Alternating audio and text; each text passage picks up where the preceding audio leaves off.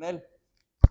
El Salmo 48, hermanos, el Salmo 48 es un canto, Algunos salmos son oraciones y otros son cantos. Otra vez volvemos a mencionar que los hijos de Coré fueron los que escribieron bajo inspiración divina estos salmos que aparecen en el libro segundo. No todos, pero sí algunos de ellos.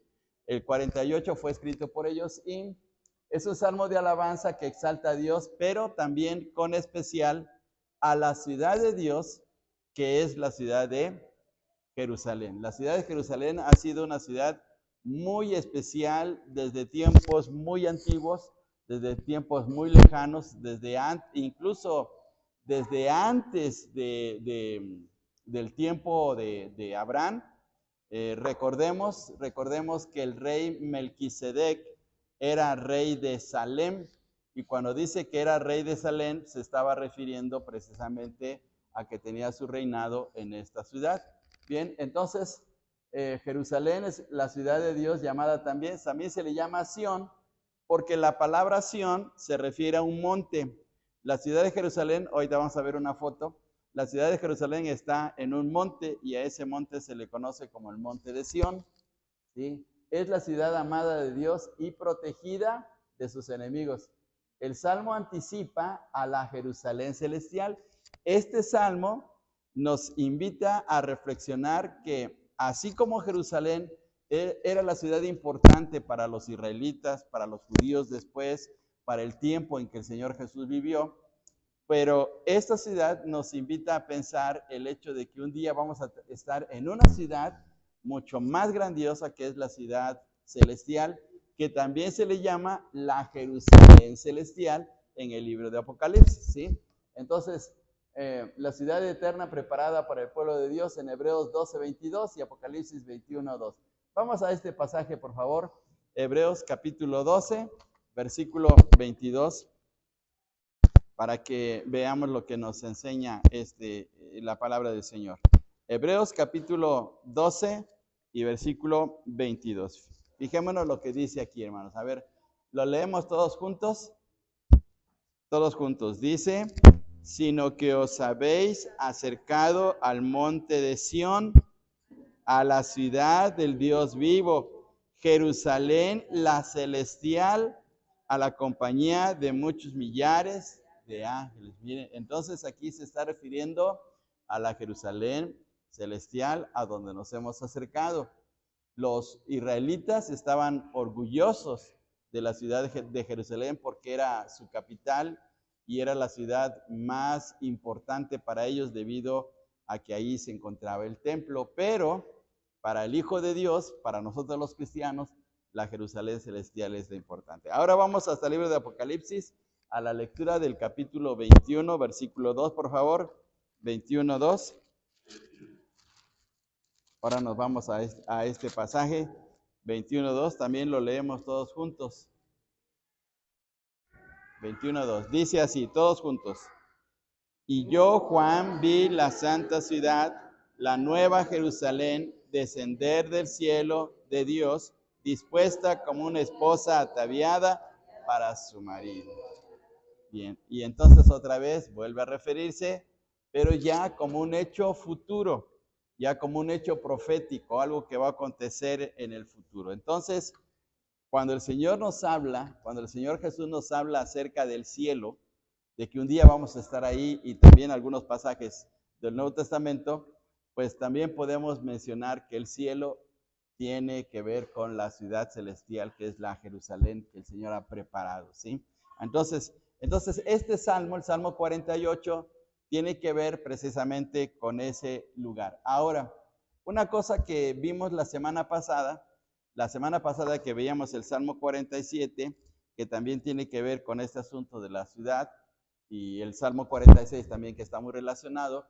En el milenio, la ciudad de Jerusalén va a tener la más grande relevancia por el hecho de que el Señor Jesús va a venir a reinar a esta tierra, y vamos a ponerle así, su cuartel general o su capital va a ser la ciudad de Jerusalén.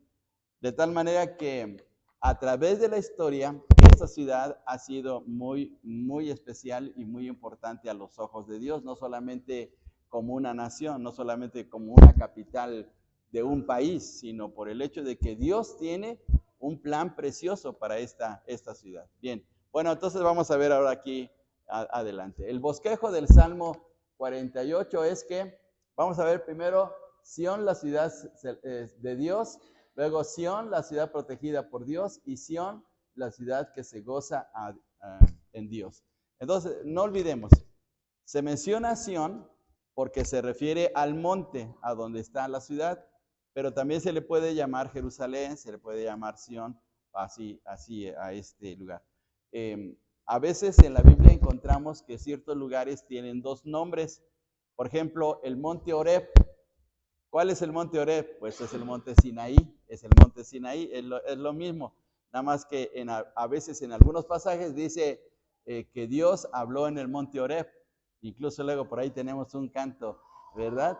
Pero monte Horeb y monte Sinaí viene siendo lo mismo. Y no hay problema en eso. Entonces hay que tener cuidado cuando a veces vemos ese tipo de palabras. Bueno, vamos ahora aquí. Vamos a ver, el texto comienza con el versículo 1, dice, grande es Jehová y digno en ser gran manera alabado. Pero ¿dónde va a ser alabado el Señor? En la ciudad de nuestro Dios, en su monte santo. Fíjense bien ahora que el salmista, el quien está escribiendo bajo inspiración de Dios, está haciendo la anotación importante de que Dios tiene un lugar muy especial aquí en la tierra. ¿Y cuál es ese lugar? Pues la ciudad donde Él ha puesto su nombre. Dice, la ciudad de nuestro Dios en su monte santo. ¿Cuál es el monte santo? A veces uno podría pensar, es el Sinaí, donde Dios estableció las leyes o dio los 10 mandamientos. No, el monte santo es el monte Sión, es donde está la ciudad de Jerusalén, ¿sí? Y le llama un monte santo, ¿por qué? Por la presencia formidable de Dios, porque Dios ha llegado a habitar ahí, ¿sí? Entonces, ¿qué cosa tan especial? Porque Dios no habita en Nueva York, Dios no habita en Londres, Dios no habita en México, en el sentido del lugar donde Él hace realidad su presencia, sino en Jerusalén, ¿sí? Ese es el lugar muy especial. ¿Y por qué? Volvemos otra vez a enfatizar, porque ahí está el templo. Dios prometió a Salomón que al construir el templo, Dios iba a morar ahí y que iba a estar con su pueblo. Entonces, Dios sigue teniendo ese mismo plan, esa misma visión hacia su pueblo de que quiere morar con él. Bien, vamos ahora aquí. En este salmo vamos a ver que se invita a la adoración a Dios, se invita a alabarle por su grandeza, pero vamos a ver aquí en dónde está la grandeza de Dios. En el versículo 2, vamos a ir viendo por favor ahí en el Salmo 48, versículo 2 dice de la siguiente manera, hermosa provincia, se está refiriendo a la ciudad, hermosa provincia, el gozo de toda la tierra, es el monte de Sión a los lados del norte. Y miren lo que dice en la parte final, la ciudad ¿de quién? Del gran rey, pero el gran rey no es David, el gran rey no es Salomón, el gran rey no se refiere a algunos de los reyes que estuvieron en el tiempo de la monarquía hebrea, no, se está refiriendo a Dios, Dios es el gran rey. Dios, si ustedes se dan cuenta, hermanos, que los Salmos 46, 47 y 48 están haciendo un énfasis muy importante de que debemos de considerar que Dios es el rey del universo, pero es el rey también del mundo. Él gobierna todas las naciones y todas las naciones están bajo su control, ¿sí? Y aunque Dios ha permitido que cada país se esté gobernando en este momento, pero Dios tiene el control de todo el mundo, ¿sí? El Salmo 24:1 dice que de Jehová es la tierra y su plenitud, todo el mundo le pertenece a Él. Pero Dios sigue dando oportunidad todavía al mundo de que quiera gobernarse a sí mismo. pero después le va a demostrar que todos esos gobiernos no son comparables con su gobierno, ¿sí? Bien, entonces debemos de ver a Dios en su grandeza como el gran rey. Luego, versículo 3. Alguien que nos lea, por favor, versículo 3.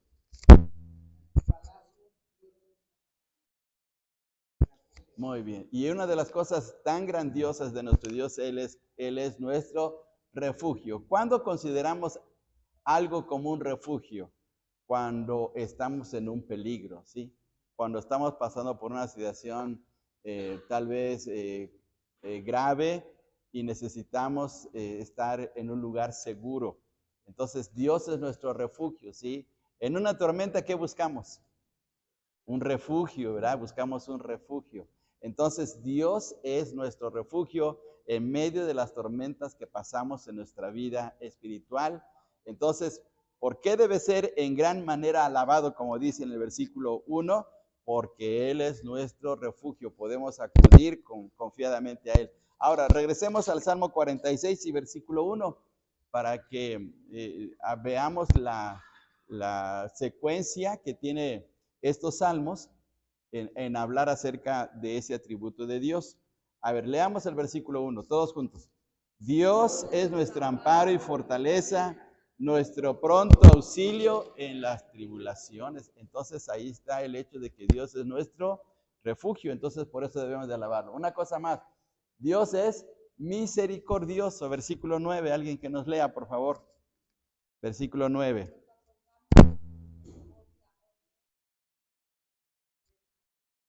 Muy bien, dice aquí el salmista, nos acordamos. ¿De qué cosa?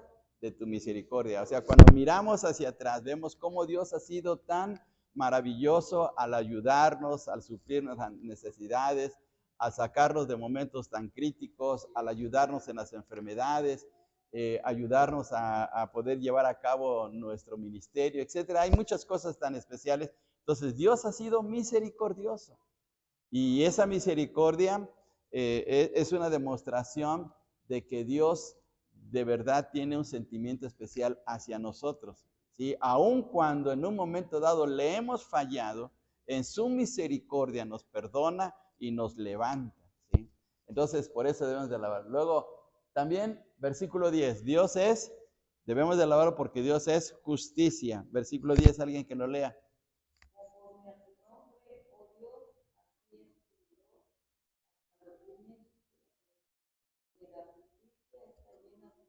Muy bien, de justicia está llena la tierra. Entonces Dios es justo, ¿sí? Vivimos en un mundo de tantas y tantas injusticias, pero Dios está estableciendo su justicia de una manera muy especial a través, en este caso, para nuestro tiempo, a través de estar exponiendo y anunciando el Evangelio, ¿sí? Entonces Dios está haciendo cosas de verdad grandiosas. Bien, todavía una cosa más. Vamos a ver. Ya llevamos 4, sí, la quinta, que Dios es eterno. Debemos de alabarle porque Dios es eterno. Versículo 14, a ver, alguien que nos lea.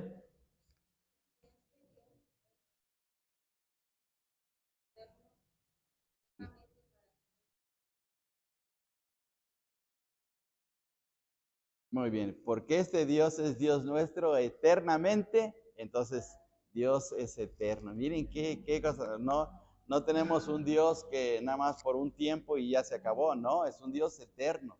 Y qué bendición porque podemos acudir confiadamente a Él.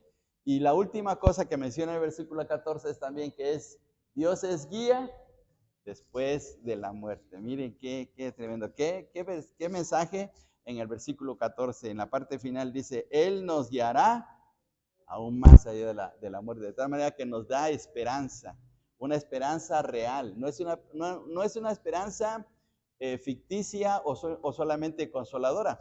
A veces cuando uno ve a una persona que está triste, que está pasando por un momento especial, le decimos pues ánimo, no se aflija tanto, mire, va a salir de esta situación, cada día trae su propio afán, o el día de mañana las cosas van a ser diferentes, y tratamos de darle palabras así de consolación, ¿verdad?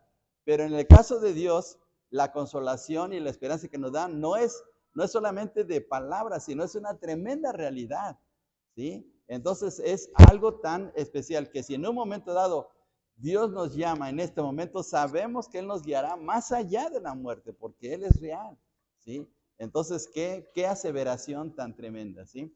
Bien, ahora ahí está la ciudad de Jerusalén, la ciudad de Jerusalén moderna, como si usted va a Jerusalén, usted toma un avión de la línea El Al, así se le llama la línea de aviación tradicional de Israel.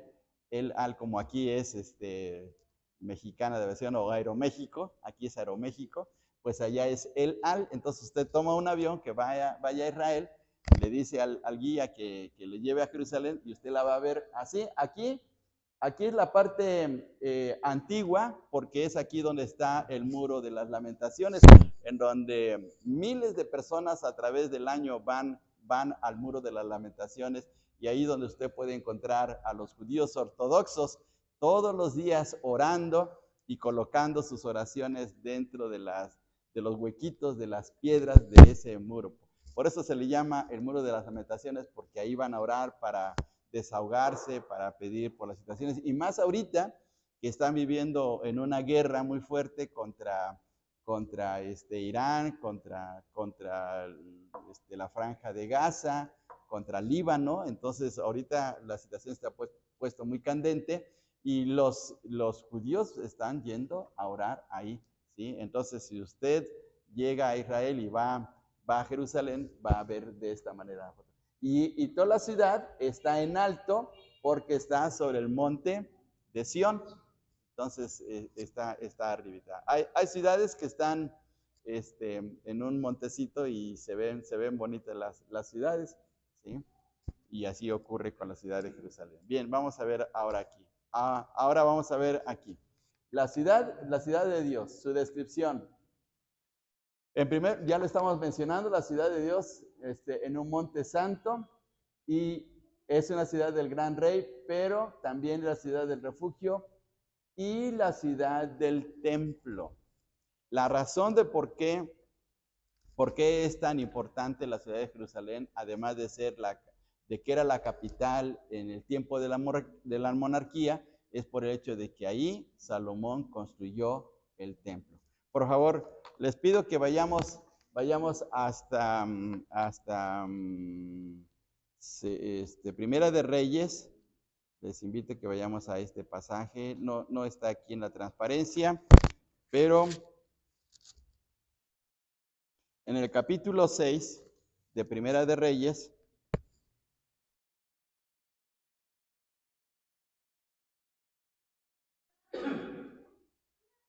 Primera de Reyes, capítulo 6, versículo 1. Veamos este dato importante, hermanos. Veamos este dato importante. Dice de la siguiente manera. En el año 480, después que los hijos de Israel salieron de Egipto, el cuarto año del principio del reinado de Salomón sobre Israel, en el mes Sif, que es el mes segundo, y miren aquí viene esta nota importante, comenzó él. ¿Quién era él? ¿Quién era él? Salomón. Salomón era él. Comenzó Salomón a edificar la casa de Jehová. Fíjense bien, 480 años después de que salieron los israelitas de Egipto. Entonces, casi 500 años desde que salieron de Egipto hasta llegar a la tierra prometida y que se estableció la nación israelita. Entonces fue en esta fecha se comienza a construir el templo. Entonces fíjense bien qué dato tan importante es, porque aquí ocurrió que Salomón empieza a realizar esta obra tan grandiosa de la casa de nuestro Dios. Y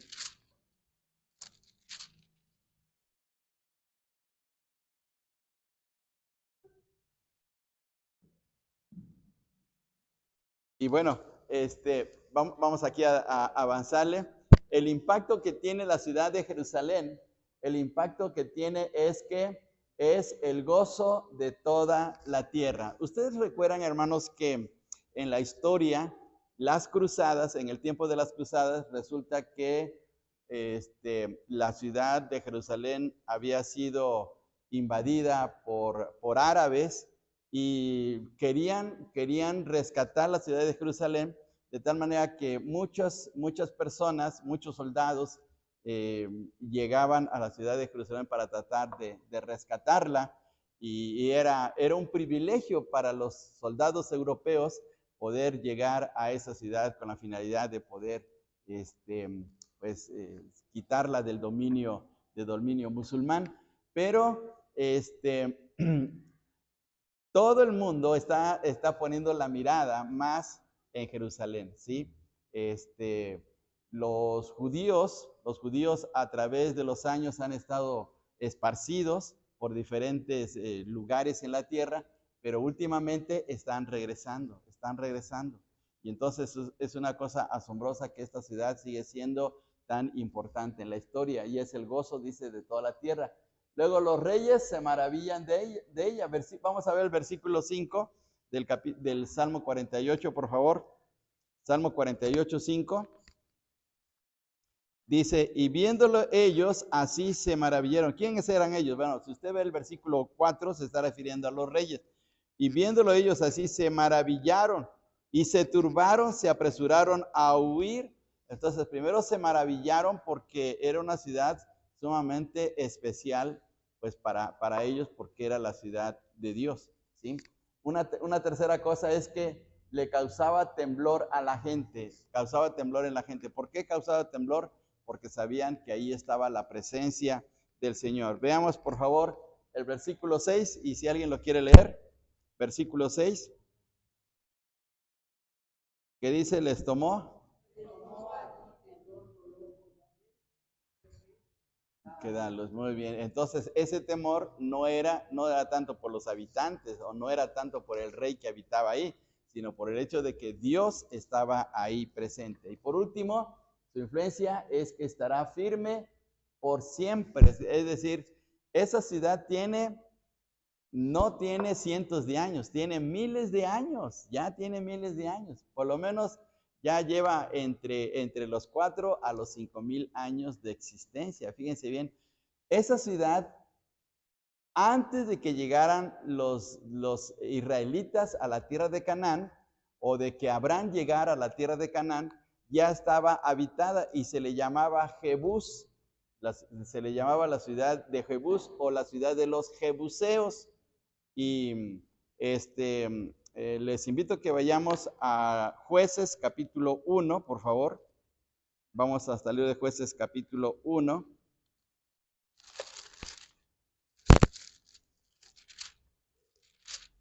Jueces capítulo 1, y vamos a ver el versículo 8. A ver, 1:8. ¿Quién lo quiere leer, por favor?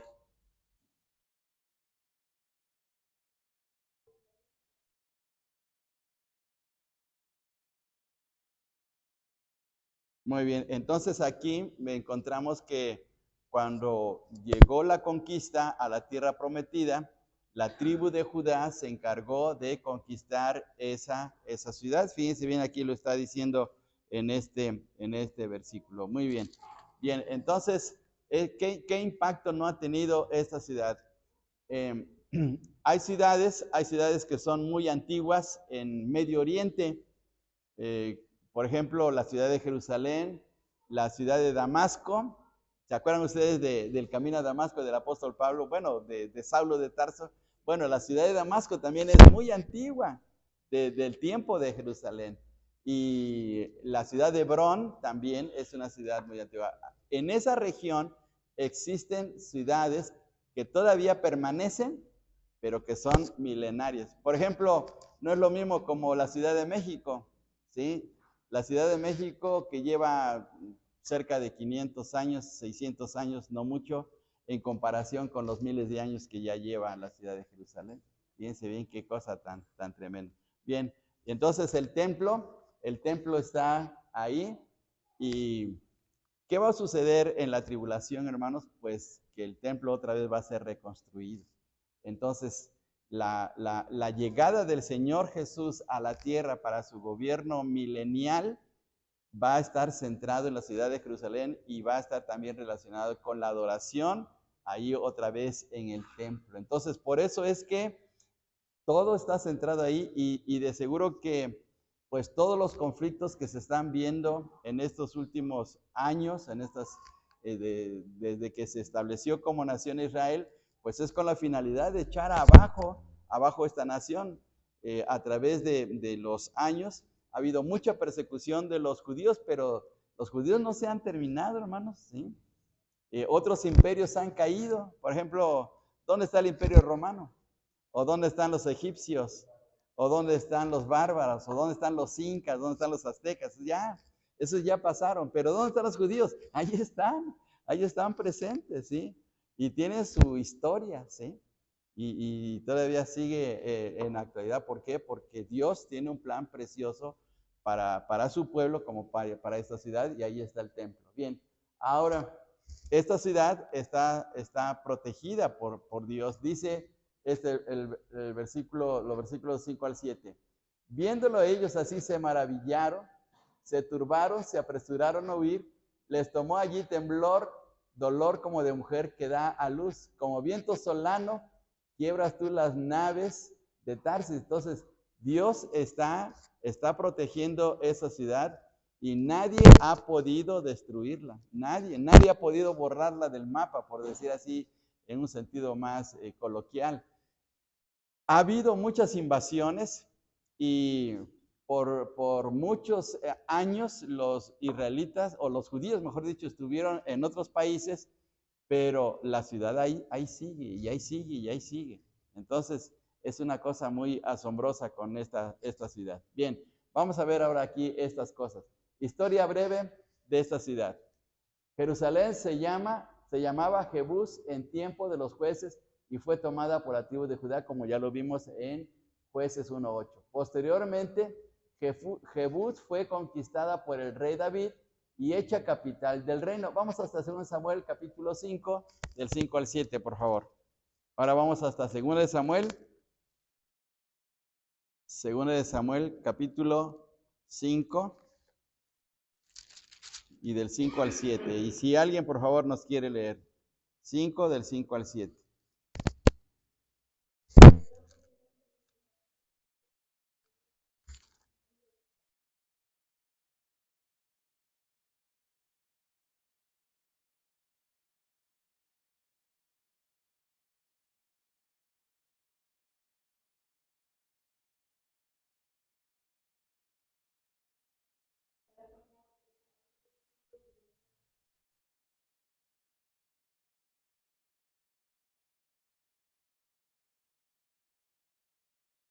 Muy bien, y entonces vemos aquí que ya en el tiempo de David, él se encargó de tomarla ya propiamente y de hacerla su capital. Fíjense bien lo que dice en el versículo 7, dice, pero David tomó la fortaleza de Sión, la cual es la ciudad de David, también se le conoce de esa manera. Vamos ahora el punto 3, el arca del pacto fue llevada a Jerusalén por David, según de Samuel 6:12. Ahí cerquita, 6:12, por favor. Alguien que nos lea. 6:12.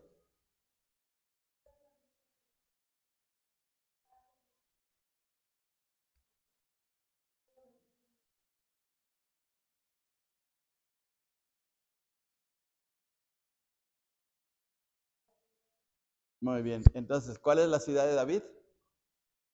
La ciudad de Jerusalén. Entonces, la ciudad de David es la ciudad de Jerusalén. ¿Y a dónde fue llevada el arca? Pues ahí, a la ciudad de Jerusalén. Bien. El rey Salomón edificó el templo en Jerusalén, en el monte Moriah. Ahora, ¿por qué es tan importante pensar en este monte? El monte Moriah o monte de Sión.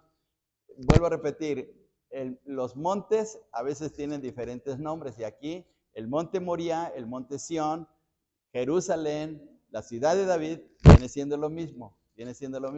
Ahora, ¿por qué es tan importante el monte Moriah? A ver, recuerden ustedes, ¿qué historia tan especial se llevó a cabo en el Monte Moriah?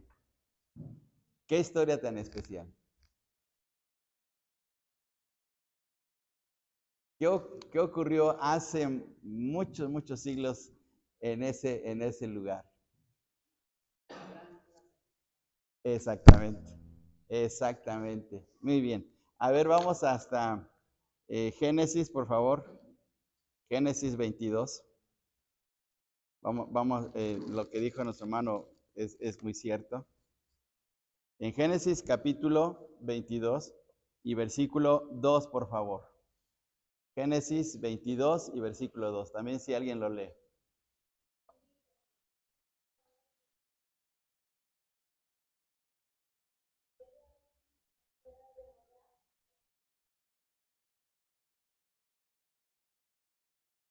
Muy bien. Entonces, ¿a dónde iba a ir Abraham a sacrificar a Isaac? Dice que a la tierra de Moriah, es decir, al monte de Moriah. Bien, ahora vamos al texto que aparece ahí, Segunda de Crónicas 3:1, por favor.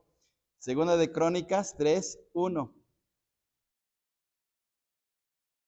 Y también si alguien nos puede leer el texto. Segunda de Crónicas 3:1.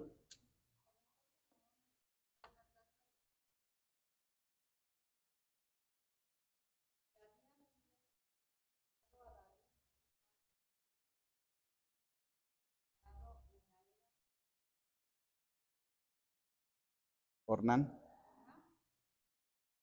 Jebuseo, muy bien, Ornán Jebuseo. ¿Por qué se le llama Ornán Jebuseo? Ornán era el dueño de una parcela, vamos a poner así, de una parcela que tenía precisamente ahí en el monte, ahí en Jerusalén. Voy a regresar a la fotografía, aquí, bien. Imagínense que no hay casas, que solamente es un monte, ¿sí?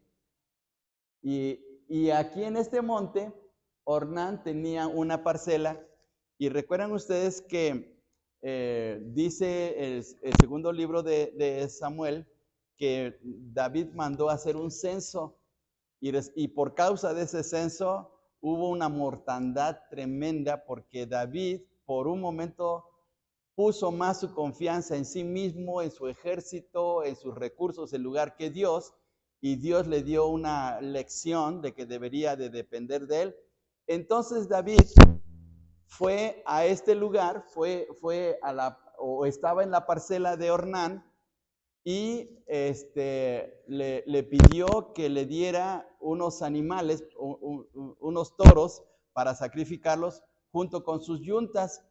Y resulta que le dijo David a Ornán: véndeme los animales. Y le dijo Ornán: no, yo te los ofrezco, porque estaban viendo que la mortandad era tremenda. Y entonces le dice, ahí fue donde vienen esas palabras tan especiales de David. Dice: no ofreceré a Jehová algo que no me cueste nada. No ofreceré a Jehová nada que no me cueste, sí, propiamente, sí. Y entonces ahí ocurrió ese sacrificio para poder detener la plaga. Y Ornán era originario del monte, que se le llama Ornán Jebuseo porque antiguamente a la ciudad se la llamaba Jebús. Por eso se le llama aquí Ornán Jebuseo. Bien, entonces así está la situación. Y vean ustedes, dice en el versículo, otra vez volvamos a 2 Crónicas 3:1.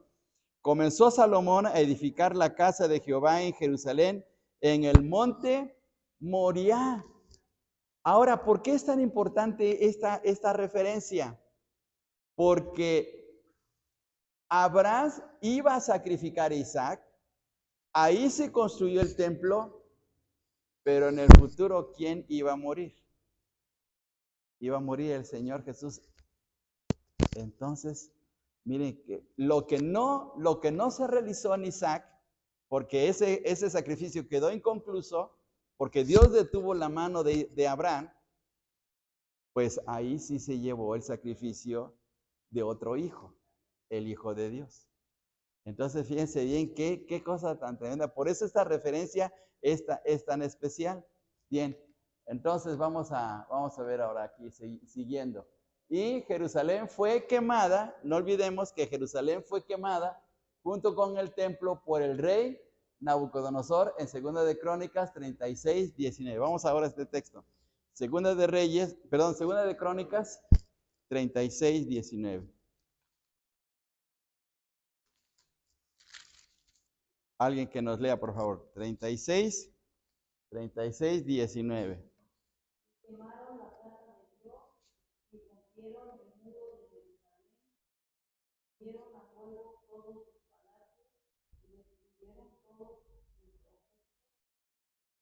Deseables, muy bien. Entonces veamos todo lo que ocurrió, ¿sí? A causa de que los últimos reyes que hubo en Judá, pues vivieron una vida de idolatría, desafiando a Dios, de rebeldía, y entonces Dios ya había dicho con anticipación que si ellos no le buscaban, la ciudad iba a ser destruida junto con el templo, y se cumplió, y los llevó a Babilonia por 70 años. Entonces, eso ocurrió de una manera muy tremenda. Bien, ahora veamos esta situación, ¿sí? Sennacherib había desafiado a Dios en conquistar la ciudad de Jerusalén. La había desafiado, y sobre todo había desafiado a Dios diciendo, pues, ¿ustedes en quién están confiando? ¿En su Dios? ¿A poco su Dios les va a librar? Y cosa muy tremenda lo que pasó con Sennacherib. Vamos hasta Segunda de Crónicas, vamos a regresar. Segunda de Crónicas 32, 2, y luego nos pasamos al versículo 10, por favor. Ahora, 32, 2. Si alguien nos quiere leer, por favor.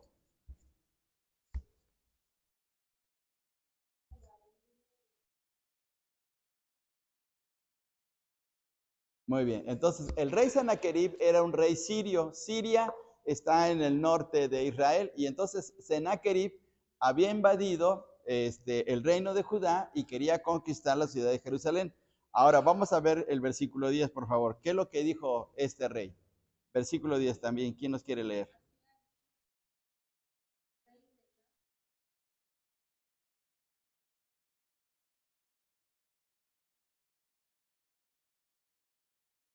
Muy bien. ¿En quién confías? Fíjense bien, le estaba diciendo a los judíos que vivían en ese tiempo y en el reinado, el rey que en ese momento estaba eh, en Judá se llamaba el rey Ezequías.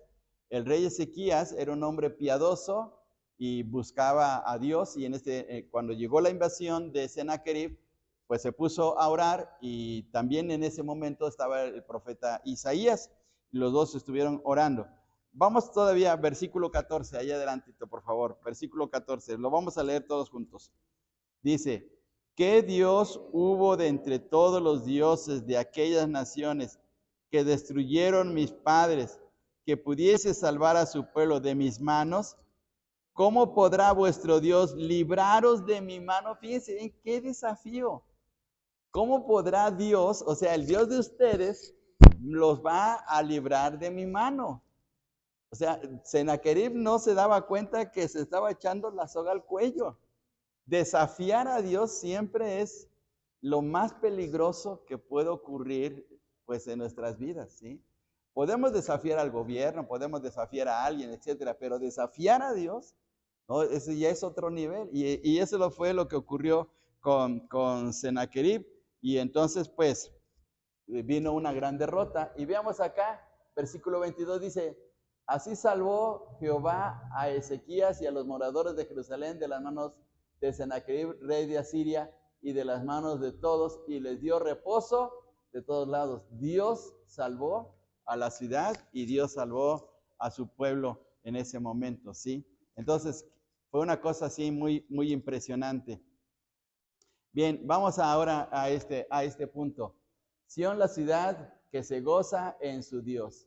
Versículos 9 al 14. Se alegrará el monte de Sión, se gozarán las hijas de Judá por tus juicios. Vamos a ver aquí. ¿Por qué debemos de gozarnos en Dios, hermanos? ¿Por qué? ¿Por qué usted se goza en su Dios?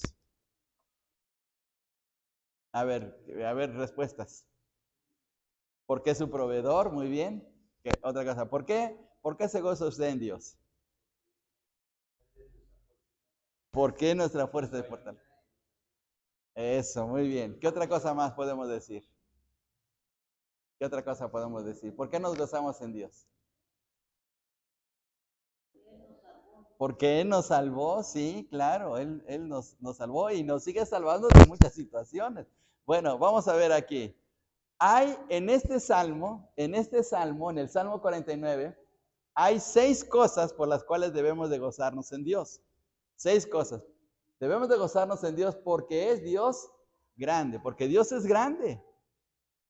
Luego, porque Dios es nuestro refugio, ya lo vimos. Porque Dios nos defiende, versículo del 7 al 8. Porque Dios es misericordioso, porque Dios establecerá sus juicios y porque nos guiará más allá de la muerte. Entonces debemos de gozarnos en Dios así. En este salmo, en el Salmo 48, los hijos de Coré estaban tan llenos de entusiasmo, tan llenos de ánimo, al saber que su Dios, el Dios vivo y verdadero, les ayudaba en tantas situaciones y por eso se gozaban en él, como lo vemos aquí. 6 cosas, ¿sí? Porque Dios es grande, porque Dios es nuestro refugio, porque Dios nos defiende, porque Dios es misericordioso, porque Dios establecerá sus juicios y porque Dios nos guiará más allá de la muerte. Miren qué tremendo. Entonces, ¿debemos de gozarnos cada día en Dios? Claro que sí, ¿verdad? Porque Dios nos da un nuevo amanecer, porque Dios nos da fortaleza para ese día, porque nos va a sostener para el trabajo, etcétera, y debemos de gozarnos en él. Bien, ahora, esto nos lleva a pensar y a gozarnos de que un día, así como los israelitas y posteriormente los judíos tuvieron la ciudad de Jerusalén, nosotros vamos a tener una ciudad, pero nuestra ciudad va a ser una ciudad mucho más grandiosa de lo que nos podemos imaginar. Si Jerusalén ha sido una ciudad donde Dios ha puesto sus ojos y hasta la fecha sigue, ¿qué ciudad Dios no está preparando para nosotros?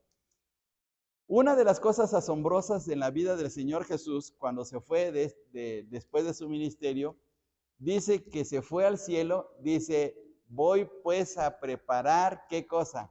Lugar para vosotros. ¿Qué está haciendo el Señor allá en el cielo? Está preparando nuestro lugar, ¿sí? Entonces, qué cosa tan especial. Hoy en la mañana se dio la noticia de que nuestra presidenta va a hacer un programa de construir 1 millón de casas, 1 millón de casas para gente necesitada. Fíjense bien, hermanos, 1 millón de casas. Es una cosa asombrosa, pero el Señor está construyendo nuestra casa allá arriba, ¿sí? Por eso el Señor dice, voy pues a preparar lugar para vosotros, ¿sí? Y entonces, veamos lo que dice el apóstol Juan en Apocalipsis 21:10. Y me llevó en el espíritu a un monte grande y alto y me mostró la gran ciudad santa de Jerusalén. La gran ciudad, no es cualquier ciudad, es la gran ciudad de Dios que descendía del cielo de Dios. Fíjense bien, entonces le mostró y qué impresionante haber sido para el apóstol Juan ver esa ciudad. Se dice que cuando Hernán Cortés venía atravesando allá entre el Popo y el Ixtla, porque por ahí está el Paso de Cortés, venía rumbo hacia la Ciudad de México, bueno, a Tenochtitlán, dice que llegó a un punto y desde ahí observó la gran ciudad y le impresionó. Se quedó asombrado Hernán Cortés al ver una ciudad en medio de un lago. O sea, porque Hernán Cortés en ese momento, bueno, según la historia, pensó que esa ciudad era como Venecia, allá en Europa, ¿sí? Y se quedó impresionado. Si Juan se quedó impresionado, Hernán Cortés se quedó impresionado, por eso, ¿cómo nos vamos a sentir cuando lleguemos a la ciudad?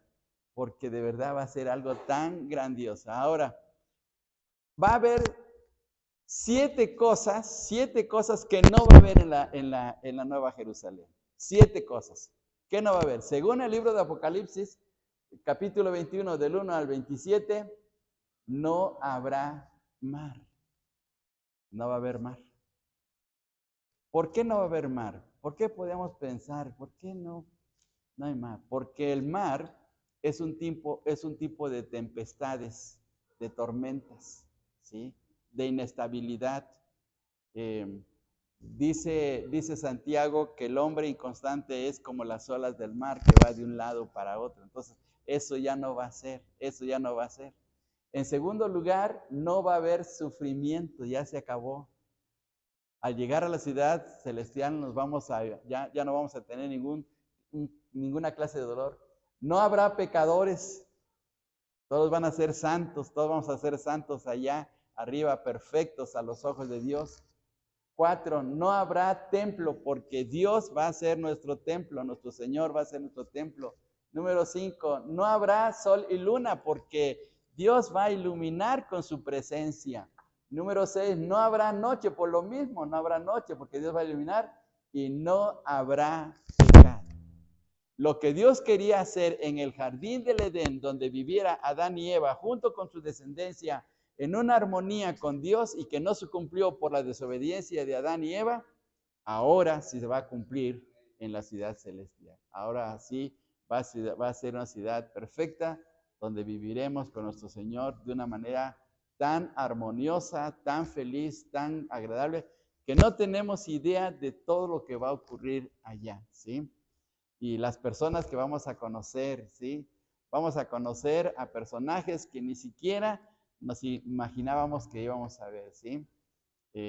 Personajes de la historia bíblica, y vamos a ver a Elías, Moisés, Eliseo, Isaías, Pablo, el apóstol Pedro, etcétera. Muchos de estos grandes hombres de fe los vamos a ver allá, ¿sí? Entonces va a ser una cosa asombrosa. Y vamos a terminar con este texto. Vamos a leer todos juntos. Porque este Dios es Dios nuestro eternamente y para siempre. Él nos guiará aún más allá de la muerte. Entonces, hermanos, vamos de paso. En este mundo solamente vivimos de forma temporal, pero nos vamos encaminando día tras día.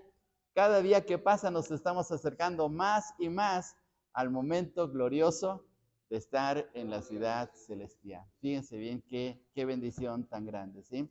Entonces, miren, hermanos, esto nos debe de animar a una cosa muy especial.